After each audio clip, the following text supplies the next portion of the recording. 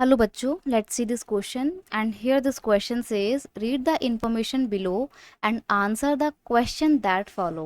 आपको यहाँ पर ये जो इन्फॉर्मेशन दे रखी है आपको इसको रीड करना है और उसके बेस पे आपको यहाँ पे जो क्वेश्चन दिया हुआ है ये आपको सॉल्व करना है. तो आइए पहले हम हमारे इन्फॉर्मेशन को रीड करते हैं. The movement started with the middle class participation in the cities. यानी कि जो मूवमेंट था civil disobedience movement non cooperation movement, ये सिटीज में मिडिल क्लास के पार्टिसिपेशन के साथ शुरू हुआ. Thousands of students left government control school and colleges, headmaster and teachers resigned and lawyers give up their legal practices. हजारों की तादाद में बच्चों ने गवर्नमेंट के द्वारा चलाए जाने वाले स्कूल और कॉलेजेस को छोड़ दिया, हेडमास्टर्स और टीचर्स ने रिजाइन दे दिया, लॉयर्स ने अपनी लीगल प्रैक्टिसेस को गिव अप कर दिया, छोड़ दिया. The council election were boycott in most of the province except Madras. हर जगह के प्रोविंस के काउंसिल इलेक्शन को बॉयकॉट किया गया, सिर्फ मद्रास को छोड़कर. Where the justice party, the party of non brahmins, felt that entering the council was one of the way of gaining some power, something that usually only Brahmins had access to. असल में मद्रास में justice party थी और justice party ने council election को boycott इसलिए नहीं किया क्योंकि उनका ऐसा मानना था कि काउंसिल इलेक्शन में पार्टिसिपेट करके अगर हम काउंसिल में आएंगे तो ये एक बहुत अच्छा तरीका है पावर को गेन करने का, अदरवाइज ब्राह्मण्स के पास में ही हमेशा से सारी पावर रहेगी. The affect of non cooperation on the economic front were more dramatic. Economic level पे देखें तो नॉन कोऑपरेशन मूवमेंट के जो इफेक्ट थे वो बहुत ज़्यादा ड्रामेटिक थे. Foreign goods were boycotted. Foreign goods यानी कि जो विदेशी कपड़ा था उसको बॉयकॉट किया गया. Liquid shops picketed. शराब की दुकानों की उनको शराब की दुकानों पे बंदी कर दी गई थी, उन पे लॉक लगा दिया गया था. And foreign cloth burn in huge bonfire. जो विदेशी कपड़े हुआ करते थे उनको जलाया गया, उनको जलाकर उनकी बॉनफायर की गई. The import of foreign clothes half between 1921 to 1922.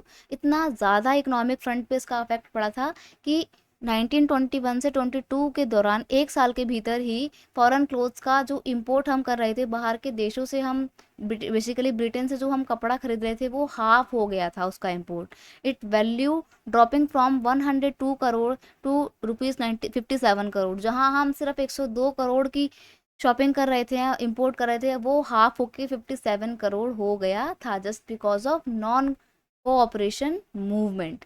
तो ये मूवमेंट का जो अफेक्ट था बहुत ही ड्रामेटिक था. अब इस सोर्स के बेस पे आपसे क्वेश्चन पूछा जा रहा है कि explain the role of justice party in council election. Council election में जस्टिस पार्टी का क्या रोल था वो एक्सप्लेन कीजिए. देखिए, during the non cooperation movement all political parties boycott council election except justice party in the Madras.